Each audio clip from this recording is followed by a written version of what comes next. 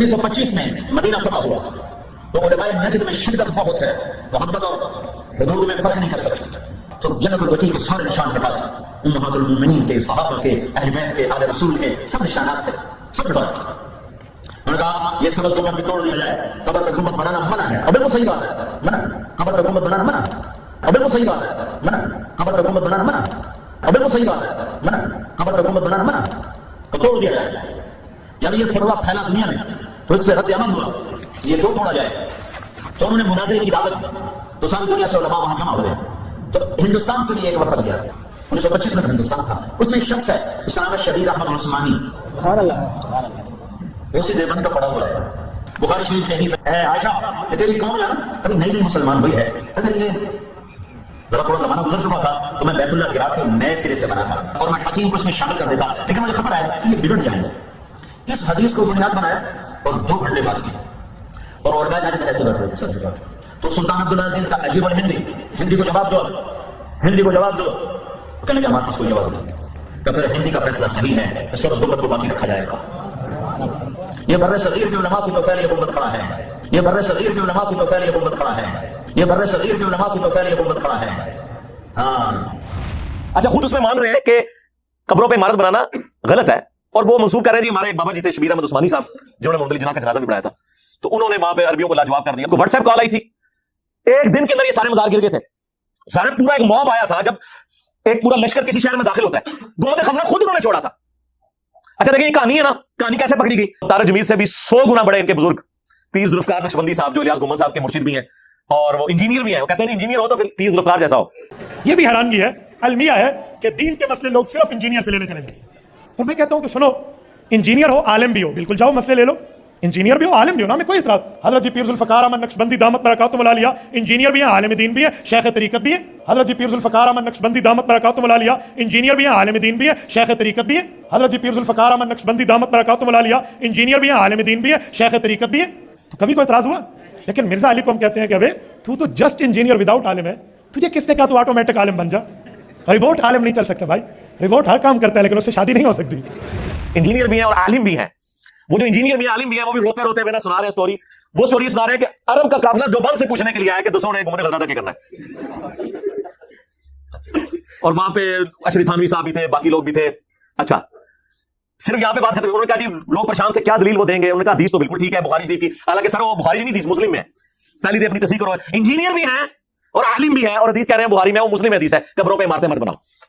अगर ये इनके बारे में बड़ा ना क्लेम करते तो मैं इस तरह चीजें ना उतारता। ये हो सकता है किसी स्लिप ऑफ टंग, लेकिन मैंने वैसे बताया। दारुल देवबंद में सऊदी अरब से एक जमात आई उलमा की, तो मोहतरम साहब ने उन उलमा को कहा कि जी आप सब उलमा के सामने अपना मौक़िफ़ पेश करें, फिर जवाब हम देंगे। तो उनके जो अमीर थे वो खड़े हुए और उन्होंने बयान किया कि बुखारी शरीफ की हदीस है और इससे साबित होता है कि बिना अलल कबूर की इजाजत नहीं है।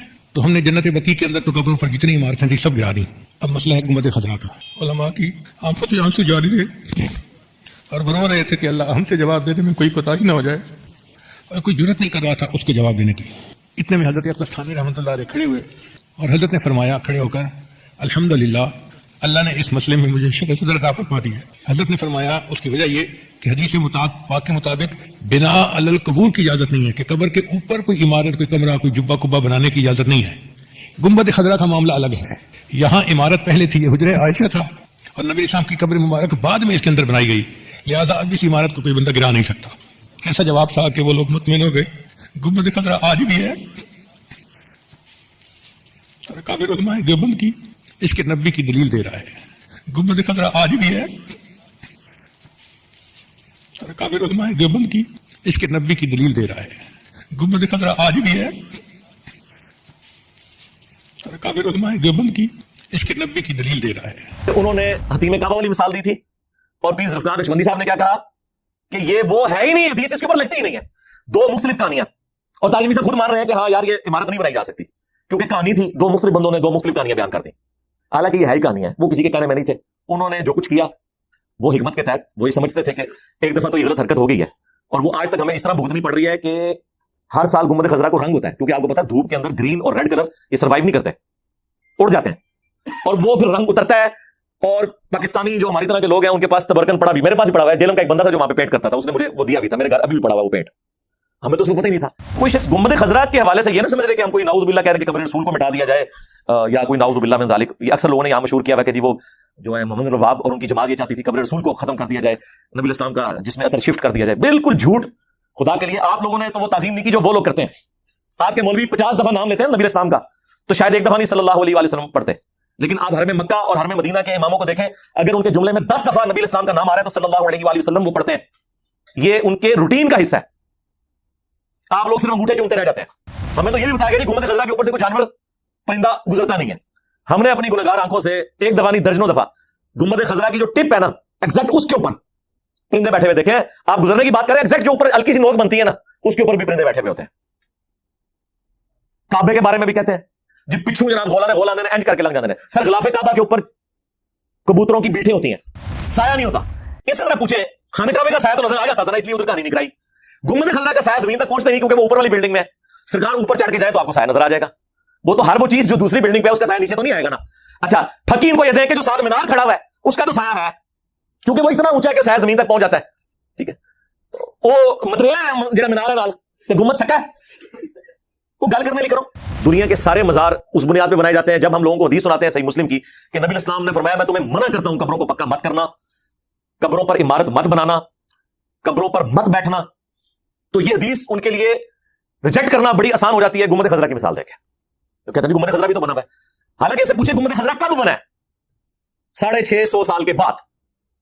تو پہلے 650 سال کے مسلمان جبکہ ٹیکنالوجی بھی تھی, پیسہ بھی تھا, انہوں نے نہیں بنایا. تو وہ کیا تھے؟ آخری آرگومنٹ پتا کیا, کیسے ہو سکتا ہے کہ قبر رسول کے اوپر گنبد ہو اور اللہ تعالیٰ یہ برداشت کر لینا فرمانی؟ تو اس کا جواب پھر ہم دیں گے. رکو ذرا, صبر کرو. یہ کیسے ہو سکتا ہے کہ مکے اور مدینے کے امام نجدی ہوں پچھلے 100 سال سے آئے انہوں دار تلے؟ ہاں, امام کعبہ کے پیچھے یہ لوگ نماز نہیں پڑھتے, انہیں نجدی کہتے ہیں. جو بندی بھی بریلوی بھی. المحنت علی المفند میں انہوں نے لکھا ہے خوارج کی ایک جماعت ہے محمد بن عبد الوہاب صاحب کی, جو یہ جماعت جنہوں نے سعودی حکومت قائم کی آل سعود کے ساتھ مل کے, آل شیخ نے. اور یہی بات جال حق میں مفتی احمد جعفر نعیمی صاحب نے بھی لکھی ہے, اور دونوں نے نقل کیا ہے اپنے بڑے ابے سے ابن عابدین شامی المتوفی 1252 ہجری, جسے مرے ہوئے بھی 200 سال بھی نہیں ہوئے. اس نے پکڑ کے خوارج والی ساری باتیں محمد بن عبد الوہاب صاحب پہ لگائیں اور کہا کہ یہ خوارج کی ایک جماعت ہے, اور اسی کو لے کر دیوبند اور بریلوی چل رہے ہیں. جب خارجیوں کی حکومت ہے پچھلے 100 سال سے, تو یہ اللہ نے کیسے گوارا کر لیا؟ ان سے سنے کہتے ہیں نہیں مدینے کی گلیوں سے, کتوں سے, کانٹوں سے پیار ہے, سوائے مسجد نبوی کا امام دے. یعنی مسجد نبوی کا امام جو ہے مدینے کے کتے سے بھی کیا گزرا ہے, جو مصلی رسول پہ کھڑا. انہیں جی مصلی رسول کے اوپر تو یزید بھی کھڑا ہوا, حجاج بن یوسف بھی کھڑا ہوا. تو سرکار پھر اب آپ کو آپ کی بات کا جواب مل گیا, جو آپ کہتے تھے نا کہ یہ کیسا ہو گیا کہ گنبد خضرا قبر رسول کے اوپر آ گیا. اگر مصلی رسول کے اوپر بقول آپ کے گستاحان رسول کھڑے ہوئے ہیں نجدی, تو یہ تو بڑی چھوٹی بات ہے. دنیا بقدر ایفٹ ہے. دیکھیں یزید پلید خبیث کے دور کے اندر خانہ کعبہ شریف کے اوپر چڑھائی ہوئی, اس کے بعد حجاج بن یوسف پلید کذاب کے دور کے اندر خانہ کعبہ کے اوپر چڑھائی ہوئی. یہ تو وہ باتیں ہیں جو بخاری مسلم کے اندر موجود ہیں. قبر رسول کی حاضری صلی اللہ علیہ وآلہ وسلم اس پلانٹ ارتھ پہ سب سے بڑی نفلی عبادت اگر کوئی ہو سکتی ہے نا تو قبر رسول کی حاضری ہے. وہ اللہ کے شعائر اللہ میں سے, اللہ کی نشانیوں میں سے ایک نشانی ہے. ان الصفا والمروہ من شعائر اللہ ہے, تو قبر رسول تو بہت بڑی شعائر اللہ ہے. اور سورہ حج میں اللہ نے فرمایا کہ شعائر اللہ کی تعظیم جو ہے یہ دلوں کے تقوی سے ہے.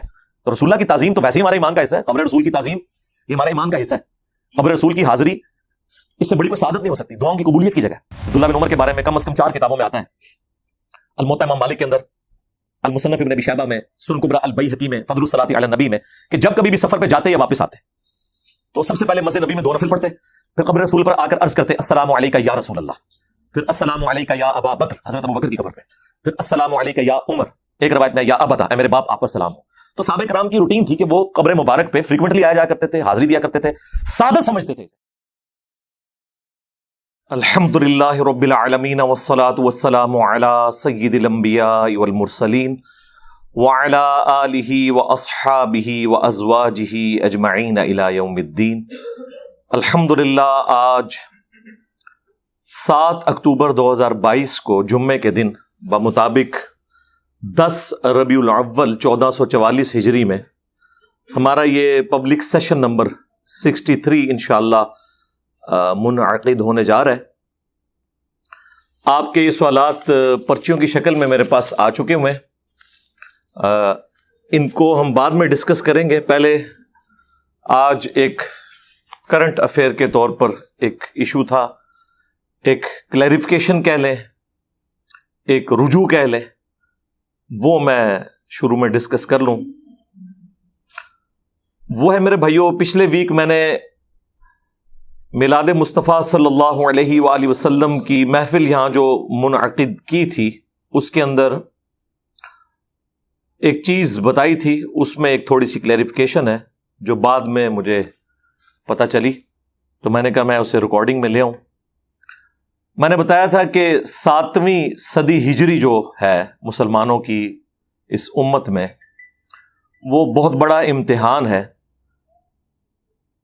پہلی افتاد اس حوالے سے ٹوٹی کہ 7ویں صدی ہجری کے اندر جو ایوبی سلطنت تھی اس کا ایک بادشاہ تھا الملک المظفر المتوفی 630 ہجری۔ اس نے یہ مروجہ میلاد کا سلسلہ شروع کیا۔ اس سے پہلے میلاد اس طرح نہیں منایا جاتا تھا، اس سے پہلے وہی تھا جو حدیث کے اندر آیا صحیح مسلم میں کہ اللہ کے نبی علیہ السلام ہر پیر کو روزہ رکھتے تھے۔ پوچھا گیا پیر کا روزہ کیوں رکھتے ہیں؟ تو فرمایا فیہ ولدت وفیہ انزل علیہ، اس دن میں پیدا ہوا اور اس دن مجھ پر پہلی وحی نازل ہوئی۔ تو اللہ کے محبوب صلی اللہ علیہ وآلہ وسلم اپنی پیدائش کی خوشی میں اور نزول قرآن کی خوشی میں، یعنی جشن ولادت مصطفیٰ اور جشن قرآن صلی اللہ علیہ وآلہ وسلم، ان دونوں کی خوشی اکٹھی مناتے تھے پیر کا روزہ رکھ کر۔ یعنی میلاد ہر سال نہیں، ہر مہینے نہیں، بلکہ ہر ہفتے منایا جاتا تھا۔ پھر بعد میں یہ مروجہ سلسلہ شروع ہوا۔ یہ ایک سنی بادشاہ تھا۔ اسی 7ویں صدی ہجری کے اندر ایک اور سنی بادشاہ تھا جو میں نے پچھلی دفعہ بتایا کہ وہ فاطمی شیعہ تھا۔ وہ فاطمی شیعہ نہیں تھا بلکہ وہ بھی سنی بادشاہ ہی تھا اسی ایوبی سلطنت کا، جسے ایک سمجھ لیں بعد میں نام دیا گیا مملوک، جو ایک امپائر کھڑی ہوئی تھی۔ یہ دونوں بادشاہ جو ہیں وہ مملوک امپائر کے تھے، ایوبی سلطنت کے۔ اس کا نام تھا منصور قلاوون المتوفی 689 ہجری، یعنی 689 ہجری کے اندر وہ فوت ہوئے۔ یہ بن رہا ہے 1290 عیسوی ان کی جو سن وفات ہے۔ انہوں نے اپنے ایک مشیر، ظاہر مشیر اس قسم کے مشورے دیتے ہیں، ان کے کہنے کے اوپر کوئی منت مانی ہوئی تھی، تو 678 ہجری میں، یعنی نبی علیہ السلام کی وفات کے آلموسٹ 650 سال کے بعد، ایک لکڑی کا گنبد بنوا کر حجرہ عائشہ کی چھت کے اوپر رکھ دیا۔ اس وقت جس نے یہ مشورہ دیا تھا کمال احمد اس کا نام تھا، کچھ عرصے بعد اسے معزول کر دیا گیا کسی وجہ سے، تو لوگوں نے کہا کہ اسے سزا ملی ہے جو اس نے قبر رسول کے اوپر گنبد رکھوانے کا مشورہ دیا۔ یعنی اس وقت تک لوگ اسے معیوب سمجھتے تھے کہ یہ غلط کام ہو رہا ہے۔ آج آپ گنبد کے اوپر بات کریں تو لوگ اسے گستاخی سمجھتے ہیں۔ گنبد کی نسبت کب سے رسول اللہ کے ساتھ ہو گئی صلی اللہ علیہ وآلہ وسلم، کہ جس کی بنیاد خود رسول اللہ کی مخالفت پہ ہو۔ صحیح مسلم میں حدیث ہے، میں تمہیں منع کرتا ہوں قبروں کو پکا کرنے سے، قبروں پر عمارت بنانے سے، اور قبروں پر بیٹھنے سے۔ ڈائریکٹ قبر پہ بیٹھنا بھی حرام ہے، مجاور بن کے بیٹھنا بھی حرام ہے، بلکہ قبر کے اوپر ڈائریکٹ بیٹھنا تو اس درجے کا حرام ہے کہ صحیح مسلم میں حدیث ہے کوئی شخص کسی مسلمان کی قبر پہ بیٹھے، اس سے بہتر ہے کہ وہ شخص آگ کے انگاروں پر بیٹھے اور آگ اس کے کپڑوں کو اور کھال کو بھی جلا دینا، تو وہ عذاب کم ہے۔ اس کا عذاب بڑا ہونے والا ہے کہ کوئی شخص کسی مسلمان کی قبر پہ بیٹھتا ہے۔ تو قبروں پر عمارت بنانے سے منع کیا گیا تھا۔ حجرہ عائشہ جو ہے وہ نبی علیہ السلام کا پروٹوکول ہے۔ وہ جامع ترمذی میں حدیث ہے کہ جب نبی علیہ السلام کی تدفین کا ایشو آیا، صحابہ کرام میں مشورہ ہوا، تو سیدنا ابوبکر نے کہا کہ میں نے رسول اللہ سے یہ بات خود سنی تھی صلی اللہ علیہ وآلہ وسلم کہ اللہ تعالیٰ نبی کو اس سرزمین میں موت دیتا ہے جو اللہ تعالیٰ اس کے لیے سب سے محبوب سرزمین رکھتا ہے، لہذا نبی صلی اللہ علیہ وآلہ وسلم کی قبر مبارک آپ کی اس چارپائی کے نیچے کھودی جائے جس چارپائی پہ آپ کی ڈیتھ ہوئی ہے، وہ سب سے بہترین جگہ ہے۔ اس وجہ سے وہ حجرہ عائشہ میں قبر مبارک بنائی گئی، نہ کہ یہ تھا کہ آپ کی قبر کے اوپر کوئی حجرہ بنایا گیا تھا، کوئی مزار تعمیر ہوا تھا، بالکل ایسی بات نہیں تھی۔ رہ گیا گنبد خضرا، تو وہ میں نے بتایا 650 سال کے بعد، آلموسٹ 678 ہجری میں یہ جو سنی بادشاہ تھا مملوک سلطنت کا، اس نے لا کے رکھا، اور یہ پوری تاریخ آپ کو ملے گی مدینہ شریف کی تاریخ کے اوپر۔ ورلڈ وائڈ ایک بک ہے، آج سے آلموسٹ سمجھ لیں آپ 500 سال پہلے لکھی گئی ہے، علامہ سمہودی کی، المتوفا 911 ہجری، وفاء الوفا، اتنی موٹی بک ہے، اس کا اردو ترجمہ بھی ہو چکا ہے، ہم وہ پیج بھی انشاءاللہ لگا دیں گے جس میں پوری مدینے کی ہسٹری لکھی ہوئی ہے۔ بہرحال یہ گنبد وہاں پر رکھ دیا گیا، پھر وقتاً فوقتاً کبھی اس کے اوپر سفید کلر ہوتا تھا، کبھی اس پہ بلو کلر ہوتا تھا، گرین کلر کبھی بھی نہیں ہوا، جب تک کہ سلطنت عثمانیہ نے اسے ٹیک اوور کیا، اور وہ بھی مختلف کلر چلاتے رہے۔ پہلی دفعہ جو اس کو گرین کلر ہوا ہے نا، وہ آج سے 200 سال پہلے ہوا ہے، بمشکل 1837 عیسوی میں۔ آج چل رہا ہے 7 اکتوبر 2022، تو آلموسٹ آپ سمجھ لیں 200 سال پہلے اس کو گرین کلر کیا گیا۔ پہلے اس کا کلر وائٹ تھا، کچھ عرصہ بلو بھی رہا، گرین کلر بعد میں کیا گیا۔ اور پھر ظاہر ہے گرین کلر تو ویسے ہی ایک اٹریکٹیو کلر ہے، اس میں کوئی شک نہیں، اللہ کا پسندیدہ کلر ہے۔ قرآن میں اللہ نے جنتیوں کا لباس بتایا کہ گرین ہوگا، سورہ الدہر کے اندر، اور جامع ترمذی میں، سنن نبی داؤد کے اندر حدیث موجود ہے کہ نبی علیہ السلام نے گرین کلر کے کپڑے بھی پہنے ہیں، تہبند بھی اور چادر بھی، کیونکہ آپ علیہ السلام کا عمومی لباس بھی احرام والا ہی ہوتا تھا۔ کبھی آپ کرتا بھی استعمال فرماتے تھے، زیادہ تر نیچے تہبند اور اوپر ایک چادر، تو وہ دونوں گرین چادریں آپ علیہ السلام نے استعمال کی ہیں۔ تو گرین کلر تو ظاہر ہے کہ اللہ تعالیٰ کا پسندیدہ ہے، پوری دنیا میں گرینری جو ہے اور جنت کی گرینری، اس کی تو مثالیں دی گئی ہیں۔ بہرحال وہ گرین کلر پھر مسلمانوں میں ایک رواج پکڑ گیا، اسی وجہ سے آپ دیکھتے ہیں مسلمانوں کے ملکوں کے جھنڈوں کے اوپر بھی گرین کلر آنا شروع ہو گیا، ایک پورا ٹرینڈ سیٹ ہو گیا۔ بہرحال اب وہ چیز تو بن گئی تھی، سب کو پتا بھی تھا کہ یہ سنت کی مخالفت ہے، لیکن کون بولے۔ 1926 کے اندر جب سعودی حکومت آئی ہے، ٹھیک ہے وہ ایک عرب امپیریلزم تھی، ہم اسے کوئی جہادی موومنٹ یا کوئی اسلامک موومنٹ نہیں کہتے سلفی تحریک کو، لیکن بہرحال اس کے کچھ پازیٹیو چیزیں بھی سامنے آئیں کہ عرب کی سرزمین سے بدعت کا خاتمہ ہوا، شرکی ایکٹیویٹیز کا خاتمہ ہوا، اور اس میں انہوں نے بڑی جرت کی، اور یہ جو بقیع غرقد قبرستان میں ایٹ لیسٹ آپ سمجھ لیں 10 تو بڑے بڑے مزار بنے ہوئے تھے، اور ان کی ریئل ٹائم جو بلیک اینڈ وائٹ پکچر ہے وہ آج بھی موجود ہے، وہ انشاءاللہ ہم اپنی ویڈیو میں ایڈ کر دیں گے۔ اس پکچر کے نیچے باقاعدہ لکھا ہوا ہے کہ یہ جو پہلا قبہ ہے یہ کس کا ہے، دوسرا کس کا ہے، تیسرا کس کا ہے، اور آلموسٹ 10-11 بڑے بڑے قبے بنے ہوئے ہیں۔ اس میں جو سب سے بڑا والا قبہ ہے اس میں سیدنا عباس بن عبد المطلب جو نبی علیہ السلام کے چچا تھے ان کی قبر ہے، اور ان کے ساتھ سیدہ فاطمہ سلام اللہ علیہا کی قبر ہے، اور سیدہ فاطمہ کے قدموں میں 4 اور قبریں ہیں، امام حسن ابن علی کی، سیدنا حسین کے جو بڑے بھائی تھے علیہ السلام اجمعین، ان کے ساتھ امام زین العابدین جو امام حسین کے بیٹے تھے، جو کربلا میں ایک اکیلے بچے تھے، اور ان کے ساتھ امام محمد باقر جو ان کے بیٹے، اور ان کے ساتھ امام جعفر جو امام باقر کے بیٹے تھے۔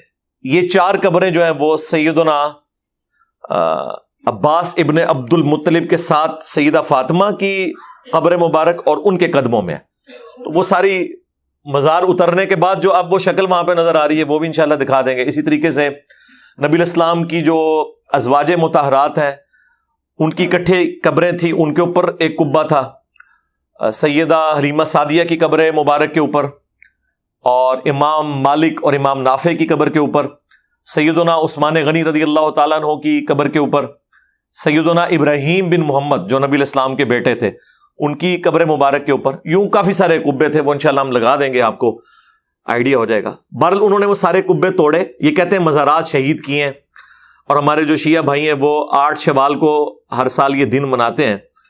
بھی شہید وہ چیز ہوتی ہے جو نبی الاسلام کے حکم کے مطابق بنائی جائے. جو چیز رسول اللہ کی نافرمانی پر بنی ہو اسے آپ شہید کیسے کہہ سکتے ہیں؟ اگر یہ اتنا ہی کوئی ثواب کا کام تھا تو خلفائے راشدین کر لیتے, مولا علی علیہ السلام کر لیتے. اب آپ یہ بھی نہیں کہہ سکتے کہ اس زمانے میں ٹیکنالوجی نہیں تھی. نبی علیہ السلام کی پیدائش سے بھی آلموسٹ 30-35 سال پہلے 537 عیسوی میں AD میں نبی علیہ السلام کی پیدائش ہوئی ہے 571 میں, اور میں بات کر رہا ہوں 537 میں آیا صوفیہ, یہ جو استنبول میں ہے, اتنا بڑا وہ ڈوم ہے اس کا جو پچھلے دنوں طیب اردگان نے کھول دیا دوبارہ سے. اس کا ڈوم جو ہے, اس کا جو قبہ ہے جو اوپر بنا ہوا, وہ تو گنبد خضرا سے بھی بہت بڑا ہے. کئی گنبد خضرا اس میں سے نکلے, اور وہ قبل از مسیح ہے. اس سے پہلے بھی بڑے بڑے اس طرح کی بلڈنگز بنتی تھیں.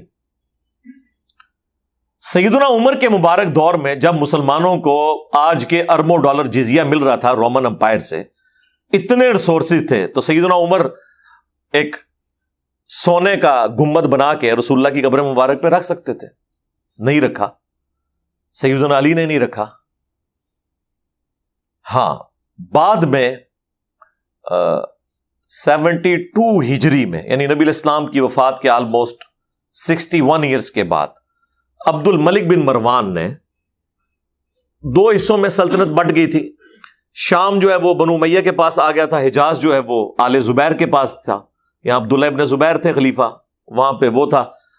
تو عبد الملک بن مروان نے ڈوم آف دا راک, جو قبۃ الصخرہ ہے, یہ گولڈن ڈوم اتنا بڑا جو یروشلم میں بنا ہوا ہے, وہ بھی گنبد خضرا سے بہت بڑا ہے, وہ اس نے بنوایا نبی علیہ السلام کی اس چٹان کے اوپر جس سے نبی علیہ السلام معراج پہ تشریف لے گئے تھے. یعنی کسی قبر پہ نہیں بنایا. مسجد پہ آپ بنا سکتے ہیں, اور جگہوں پہ بھی, قبروں پہ بنانا منع ہے. اور بعد میں عبداللہ ابن زبیر کی شہادت جب ہوئی 74 ہجری میں حجاج ابن یوسف کے ہاتھوں, جو کہ خود گورنر تھا عبد الملک بن مروان کا, تو اس کے بعد تو عبد الملک بن مروان کی اوورال حکومت آ گئی. اس نے بھی نہیں جرت کی کہ میں نے ڈوم آف دا راک بنوایا ہے تو میں یہاں پہ بھی ایک ڈوم نبی علیہ السلام کی قبر مبارک پہ بنا دوں. انہیں پتا تھا یہ کام غلط ہے. 650 سال تک کسی کی جرت نہیں ہوئی, نہ بنو امیہ کی, نہ بنو عباس کی, کہ وہ یہ حرکت کرتے ہیں. بعد میں حرکت ہوئی ہے, اور وہ حرکت ایسی ہوئی ہے کہ وہ آج مسلمانوں کے گلے پڑ گئی ہے. دنیا کے سارے مزار اس بنیاد پہ بنائے جاتے ہیں. جب ہم لوگوں کو حدیث سناتے ہیں صحیح مسلم کی کہ نبی علیہ السلام نے فرمایا میں تمہیں منع کرتا ہوں قبروں کو پکا مت کرنا, قبروں پر عمارت مت بنانا, قبروں پر مت بیٹھنا, تو یہ حدیث ان کے لیے ریجیکٹ کرنا بڑی آسان ہو جاتی ہے گنبد خضرا کی مثال دے کے. کہتے ہیں گنبد خضرا بھی تو بنا ہوا ہے. حالانکہ اسے پوچھے گنبد خضرا کب بنا ہے؟ 650 سال کے بعد. تو پہلے 650 سال کے مسلمان, جبکہ ٹیکنالوجی بھی تھی, پیسہ بھی تھا, انہوں نے نہیں بنایا, تو وہ کیا تھے؟ اچھا, پھر آخری آرگومنٹ پتہ کیا ہے؟ کیسے ہو سکتا ہے کہ قبر رسول کے اوپر گنبد ہو اور اللہ تعالیٰ یہ برداشت کر لے نافرمانی؟ تو اس کا جواب پھر ہم دیں گے. رکو ذرا, صبر کرو. یہ کیسے ہو سکتا ہے کہ مکے اور مدینے کے امام نجدی ہوں پچھلے 100 سال سے؟ آئے نا داڑھ تھلے. ہاں, ادھر تو امام کعبہ کے پیچھے یہ لوگ نماز نہیں پڑھتے, انہیں نجدی کہتے ہیں. جو بندی بھی, بریلوی بھی. المحند علی المفند میں انہوں نے لکھا ہے خوارج کی ایک جماعت ہے, محمد بن عبد الوہاب صاحب کی, جو یہ جماعت جنہوں نے سعودی حکومت قائم کی آل سعود کے ساتھ مل کے, آل شیخ نے. اور یہی بات جال حق میں مفتی احمد یار خان نعیمی صاحب نے بھی لکھی ہے, اور دونوں نے نقل کی ہے اپنے بڑے ابے سے, ابن عابدین شامی المتوفا 1252 ہجری, جسے مرے ہوئے ابھی 200 سال بھی نہیں ہوئے. اس نے پکڑ کے خوارج والی ساری باتیں محمد بن عبد الوہاب صاحب پہ لگائیں, اور کہا کہ یہ خوارج کی ایک جماعت ہے, اور اسی کو لے کر دیوبند اور بریلوی چل رہے ہیں. جب خارجیوں کی حکومت ہے پچھلے 100 سال سے، تو یہ اللہ نے کیسے گوارا کر لیا؟ تو یہ جذباتی باتیں ان سے سنے، کہتے ہیں جی مدینے کی گلیوں سے، کتوں سے، کانٹوں سے پیار ہے، سوائے مسجد نبوی دا امام دے۔ یعنی مسجد نبوی کا امام جو ہے مدینے کے کتے سے بھی کیا گزرا ہے، جو مصلی رسول پہ کھڑا ہے۔ اور نہیں جی مصلی رسول کے اوپر تو یزید بھی کھڑا ہوا، حجاج ابن یوسف بھی کھڑا ہوا۔ تو سرکار پھر اب آپ کو آپ کی بات کا جواب مل گیا، جو آپ کہتے تھے نا کہ یہ کیسا ہو گیا کہ گنبد خضرا قبر رسول کے اوپر آ گیا۔ اگر مصلی رسول کے اوپر بقول آپ کے گستاحان رسول کھڑے ہوئے ہیں نجدی، تو یہ تو بڑی چھوٹی بات ہے۔ دنیا بقدر ایفٹ ہے۔ دیکھیں یزید پلید خبیث کے دور کے اندر خانہ کعبہ شریف کے اوپر چڑھائی ہوئی، اس کے بعد حجاج ابن یوسف پلید کذاب کے دور کے اندر خانہ کعبہ کے اوپر چڑھائی ہوئی۔ یہ تو وہ باتیں ہیں جو بخاری مسلم کے اندر موجود ہے۔ اور خانہ کعبہ شریف جو ہے وہ ڈیمیج ہوا یزید کے دور کے اندر۔ اور بخاری مسلم میں ایک اور حدیث ہے کہ قرب قیامت میں ایک پتلی ٹانگوں والا حبشی کعبے کی اینٹ سے اینٹ بجا دے گا۔ تو کعبے کی حفاظت تو نہیں ہو رہی، ابراہ کے لشکر سے ایک دفعہ حفاظت ہوئی ہے، یا پھر قرب قیامت میں دجال کے اگینسٹ مکہ مدینے کی حفاظت ہے۔ اس دوران تو مختلف اوقات کے اندر مختلف لوگ حکمران رہے ہیں، جو ایک دوسرے کو کافر بھی سمجھتے رہے ہیں۔ اس سے کیا فرق پڑتا ہے؟ اب اس طرح کے دلائل دینا کہ جی وہاں پہ یہ کیسے ہو سکتا ہے کہ وہاں پہ گنبد تعمیر ہو جائے، یہ بالکل جذباتی باتیں ہیں، عقل کے ناخن لے۔ ہم یہ باتیں صرف اس لیے کرتے ہیں تاکہ آپ کو پتہ چلے کہ آپ نے رسول اللہ کی بات ماننی ہے صلی اللہ علیہ وآلہ وسلم، یا وہ لوگ جنہوں نے رسول اللہ سے بغاوت کر کے یہ گنبد رکھا ہے ان کے ساتھ آپ نے عقیدت رکھنی ہے۔ یعنی ہمارا اس وقت گنبد کے ساتھ ٹکراؤ نہیں ہے، یہ گنبد کا ٹکراؤ رسول اللہ کی ذات کے ساتھ ہے۔ پھر آخری اربع ان کے پاس پتہ کیا ہے؟ وہ جی دیکھیں یہ جو مسلم کی حدیث ہے نا، قبروں پر عمارتیں مت بناؤ، تو وہ علا کے الفاظ ہیں وہاں پر۔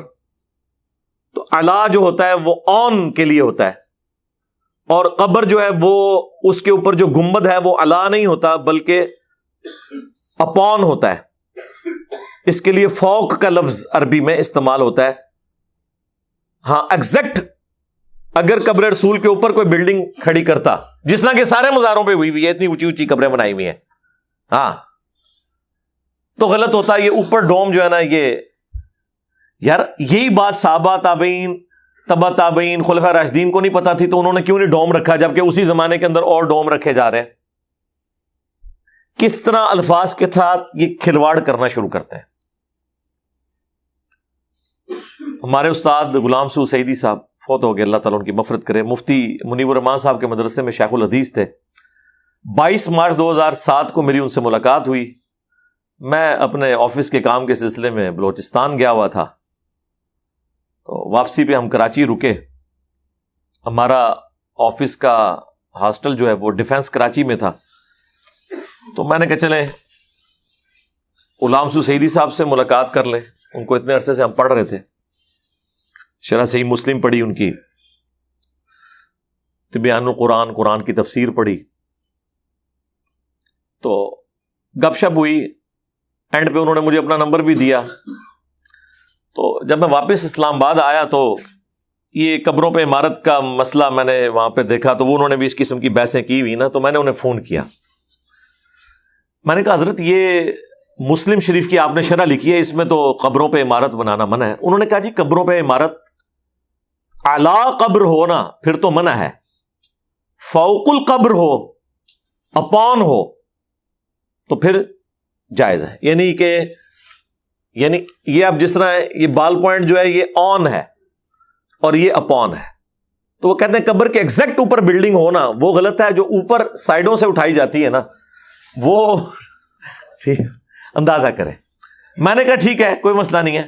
میں نے کہا آپ یہ کہنا چاہ رہے ہیں کہ ایک قبر بنی ہوئی ہے، اس قبر کو کوئی شخص اونچا کرتے کرتے اوپر تک لے آئے، اور صحیح بخاری میں موجود ہے کہ نبی علیہ السلام کی قبر مبارک ایک بالشت اونٹ کی کوہان جتنی اونچی ہے، اتنی آپ قبر اونچی رکھ سکتے ہیں، اس سے زیادہ نہیں۔ یعنی آپ سمجھ لیں 10 انچ کہہ لیں، زیادہ 9-10 انچ۔ تو خود احمد بریلوی صاحب کی قبر بھی اتنی ہے، اندازہ کریں۔ جن کے اوپر پورا بریلوی فرقہ کھڑا ہوا ہے نا, انہوں نے اپنی قبر اونچی نہیں بنوانے دی, ان کی قبر بھی اتنی ہی ہے. تو میں نے کہا کہ یعنی آپ کہہ رہے ہیں کہ قبر کے اوپر آپ بلڈنگ بنائیں اور اسے کھینچتے ہوئے اوپر لاتے جائیں 3 یا 4 فٹ اونچی کرتے. کہتے ہیں ہاں یہ والی منع ہے. میں نے کہا جس طرح داتا دربار میں ہے کہ قبر جو ہے بیسمنٹ میں ہے اور اس سے گھسیٹ کے اوپر تک لائے ہوئے ہیں فرسٹ فلور کے اوپر, نہ لٹھوس. کہتے ہیں نہیں آپ کو بتا دیا. میں نے کہا یہ بتائیں نا, یہی والی آپ کہہ رہے تھے نا, تو آپ کے تو سارے مزار اسی طرح بنے ہوئے ہیں. کوئی آپ مجھے مزار بتائیں جو ایک بالشت ہو. ساروں کے اوپر انہوں نے ایگزیکٹ قبر کے اوپر ہی بلڈنگ کھڑی کی ہوتی ہے. تو جو یہ بلڈنگ خود بھی غلط سمجھتے ہیں نا, وہ بھی انہوں نے کھڑی کی ہوئی ہے. آپ ملتان کسی مزار کے اوپر چلے جائیں, وہاں پہ بھی مزاروں پہ آپ دیکھیں ان کے اوپر ہی بلڈنگز کھڑی کی ہوئی ہیں. تو یہ صرف تماشا انہوں نے کیا ہوا ہے, انہیں بھی پتا ہے کہ یہ غلط کام ہوا ہوا ہے. اور طارق جمیل صاحب کی ایک ویڈیو چڑھی ہوئی ہے اور وہ اس میں کہتے ہیں کہ جی یہ جو گنبد خضرا ہے یہ علماء دیوبند نے بچا لیا. بڑا چنگا کام کیتا انہوں نے بچا کے, بڑا ہی چنگا کام کیتا ہے. ایک اجتماعی نظام مولانا قاسم صاحب رحمۃ اللہ علیہ کے ہاتھوں اللہ نے دلوایا. یہ تمہیں گنبد نظر آتا ہے سبز رنگ کا, یہ کسی جماعت کا کارنامہ ہے. 1925 میں مدینہ فتح ہوا تو علماء نجد میں شدت بہت ہے, محبت اور حدود میں فرق نہیں کر سکتے. تو جنت الوٹی کے سارے نشان ہٹا تھے, امہات المومنین کے, صحابہ کے, اہل بیت کے, آل رسول کے, سب نشانات تھے, سب ہٹا تھے. انہوں نے کہا یہ سبز کو میں توڑ دیا جائے, قبر پہ گنبد بنانا منع ہے. اب بالکل صحیح بات ہے, منع. قبر پہ گنبد بنانا منع. اب بالکل صحیح بات ہے, منع. قبر پہ گنبد بنانا منع. اب بالکل صحیح بات ہے, منع. قبر پہ گنبد بنانا منع. تو توڑ دیا جائے. جب یہ فتویٰ پھیلا دنیا میں تو اس پہ رد عمل ہوا, یہ کیوں توڑا جائے. تو انہوں نے مناظرے کی دعوت دی, تو ساری دنیا سے علماء وہاں جمع ہوئے. تو ہندوستان سے بھی ایک وفد گیا. 1925 میں ہندوستان تھا, اس میں ایک شخص ہے, اس کا نام ہے شبیر احمد عثمانی. سبحان اللہ. وہ اسی دیوبند کا پڑا ہوا ہے. بخاری شریف سے حدیث ہے, عائشہ یہ تیری قوم ہے نا ابھی نئی نئی مسلمان ہوئی ہے, اگر یہ ذرا تھوڑا زمانہ گزر چکا تھا تو میں بیت اللہ گرا کے نئے سرے سے بنا تھا اور میں حکیم کو اس میں شامل کر دیتا, لیکن مجھے خبر ہے کہ یہ بگڑ جائیں گے. اس حدیث کو بنیاد بنایا اور 2 گھنٹے بات کی اور علماء نے ایسے بیٹھ رہے. تو سلطان عبدالعزیز کا عجیب الہندی, ہندی کو جواب دو, ہندی کو جواب دو. کہنے لگا ہمارے پاس کوئی جواب نہیں. کہ پھر ہندی کا فیصلہ صحیح ہے, اس سب گنبد کو باقی رکھا جائے گا. یہ بر صغیر کے علماء کی تو پہلے گنبد کھڑا ہے, یہ بر صغیر کے علماء کی تو پہلے گنبد کھڑا ہے, یہ بر صغیر کے علماء کی تو پہلے گنبد کھڑا ہے.